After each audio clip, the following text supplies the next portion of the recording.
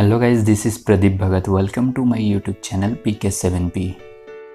नमस्कार। आज के इस वीडियो में हम लोग बात करने वाले हैं एनसीईआरटी हिंदी क्लास 10 का चैप्टर 10 बाल गोविंद भगत, जिनके लेखक है रामवृक्ष बेनीपुरी जी।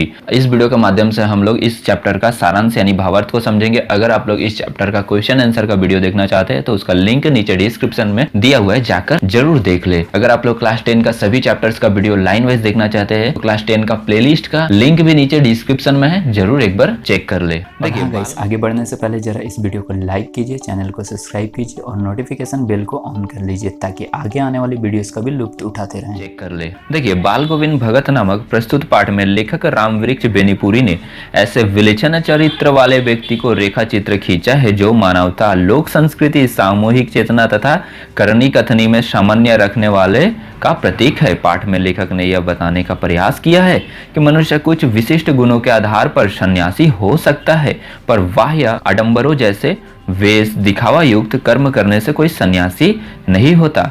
बाल गोविंद भगत अपने गुणों तथा कर्म के आधार पर सन्यासी थे, दिखावे के नहीं। इसके अलावा लेखक ने समाज में व्याप्त विभिन्न कुरीतियों और बुराइयों पर करारा प्रहार किया है। लेखक ने भगत के माध्यम से परिश्रम, त्याग आदि की महत्व पर प्रकाश डालने के साथ ही ग्रामीण जीवन की सजीव झांकी का प्रस्तुतिकरण भी किया है।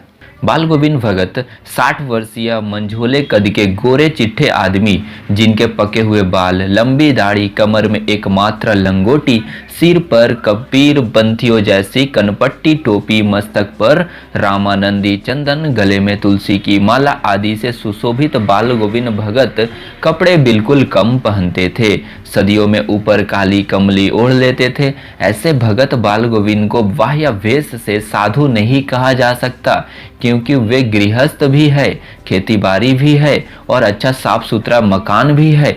यह सब होते हुए भी साधुओं की सभी परिभाषाओं पर खरे उतरने वाले भगत हैं। भगत की साधु प्रवृत्ति।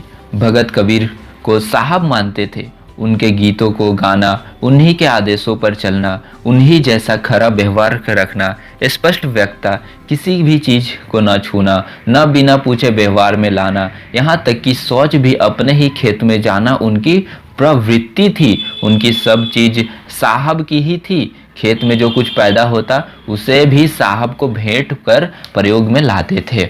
आषाढ़ की रिमझिम वर्षा में भगत के कंठ से फूटते कबीर के पद, यानी लेखक उनके कंठ से कबीर के पदों को सुनकर मुग्ध हो उठते हैं। आषाढ़ में वर्षा होने पर समूचे गांव में खेतों में बच्चे पानी में भरे खेतों में उछल कर रहे हैं। औरतें कलेवा लिए मेड़ों पर बैठी है। आसमान में बादल है, ठंडी हवाएं चल रही है। इस समय अपने खेत में धान की रोपाई कर रहे भगत के कंठ में फूटता हुआ स्वर कान में पड़ता है तो बच्चे झूम उठते हैं, औरतों के होठ कांप उठते हैं, हलवाहों के पैरों तले उठने लगते हैं, रोपाई करने वालों की उंगलियां एक क्रम में थिरकने लगती है। बाल गोविंद भगत के संगीत का ऐसा जादू है। भादो माह की रात की निशब्दता को तोड़ते हुए संगीत। बादलों से भरा आकाश और अंधेरे से भगत का संगीत चौंका देता था। सब सो रहे थे और भगत का संगीत जाग रहा था। उनका संगीत सोए हुए को जगा देता था। उनके संगीत अंधेरे में अकस्मात कौंध उठने वाली बिजली की तरह चौंका देता था। तेरी गठरी में लगा चोर, मुसाफिर जाग जरा। भगत की प्रभातियां। कार्तिक आते ही उनकी प्रभातियां शुरू हो जाती थी, जो फाल्गुन तक चलती थी। इन दिनों सवेरे ही न जाने कब उठकर गांव से 2 मील दूर नदी में स्नान करके लौटते और गांव से बाहर पोखर के ऊंचे भिंडे पर बैठकर खंजड़ी लेकर गाना गाने लगते थे। एक दिन लेखक भी वहां खिंचा चला गया और उसने देखा कि दांत किटकिटाने वाली सर्दी की ओर भोर में काली कमली ओढ़े भगत खंजड़ी के लिए चटाई पर बैठे हैं। लेखक ने देखा कि खंजड़ी पर उनकी उंगलियां बराबर चल रही है। गाते गाते इतने मस्त हो गए कि कमली सिर से नीचे खिसक जाती। लेखक कंपकपा रहा था, किंतु भगत के मस्तक पर श्रम बिंदु चमक पड़ते थे। गर्मियों में आंगन में भीड़। गर्मियों के दिनों में सायं को गांव के कुछ लोग जुट जाते थे। खंजड़ियों और करताल की भरमार हो जाती थी। भगत पद गाते हैं और प्रेम मंडली उसे दोहराती। धीरे धीरे स्वर ऊंचा होने लगता। गाते गाते एक स्थिति ऐसी आती जब भगत खंजड़ी लिए नाच उठते। उनके साथ सबके तन मन नृत्य कर उठते। सारा अंगन नृत्य और संगीत से भर जाता। भगत के बेटे की मृत्यु और लेखक का आश्चर्य। लेखक भगत की साधना को देखकर उस दिन दंग रह गया जब भगत का इकलौता बेटा मर गया, जिसे भगत बहुत मानते थे, जिसकी बड़ी साध से शादी कराई थी, वही बेटा मर गया। बेटे को आंगन में चटाई पर लिटाकर एक सफ़ेद कपड़े से ढक दिए हैं। अपने ही रोपे गए पेड़ों से फूल तोड़कर बिखरा दिए हैं। तुलसी दल भी बिखरा दिए हैं। सिरहाने एक चिराग जलाकर रख दिए हैं और जमीन पर आसन जमाए हुआ पुरानी तल्लीनता उसी पुरानी स्वर में गीत गाए जा रहे हैं। पतोहू रो रही है, उसे स्त्रियाँ चुप करा रही है। भगत कभी गाते गाते पतोहू के पास जाते हैं और उसे रोने के बदले उत्सव मनाने के लिए कहते हैं। आत्मा परमात्मा में मिल गई, विरहिनी अपने प्रेमी से जा मिली। भला इससे बढ़कर आनंद की कौन सी बात हो सकती है। यह उनकी उस सत्य को स्वीकार करने की बोधता थी कि आत्मा शरीर को छोड़कर परमात्मा में मिल गई। भगत की पतोहू के प्रति सजगता। भगत ने पतोहू से चिता में आग लगवाई। श्राद्ध की अवधि पूरी होने पर पतोहू के भाई को बुलवाकर उसके साथ कर दिया और उसकी शादी करने का आदेश दे दिया। पतोहू भगत के प्रति चिंता करती हुई कहती, मैं चली जाऊंगी तो बुढ़ापों में आपको कौन भोजन कराएगा, बीमार पड़ने पर कौन पानी देगा, मुझे अपने चरणों से अलग नहीं कीजिए। भगत का निर्णय अटल था।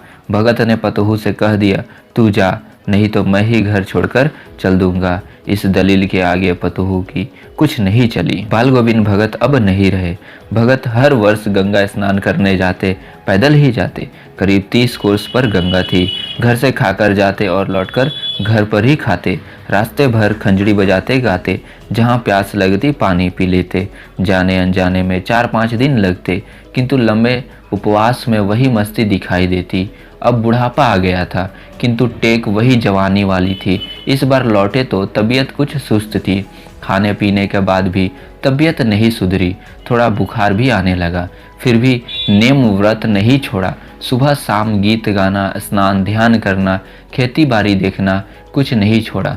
परंतु धीरे धीरे उनका शरीर कमजोर होने लगा।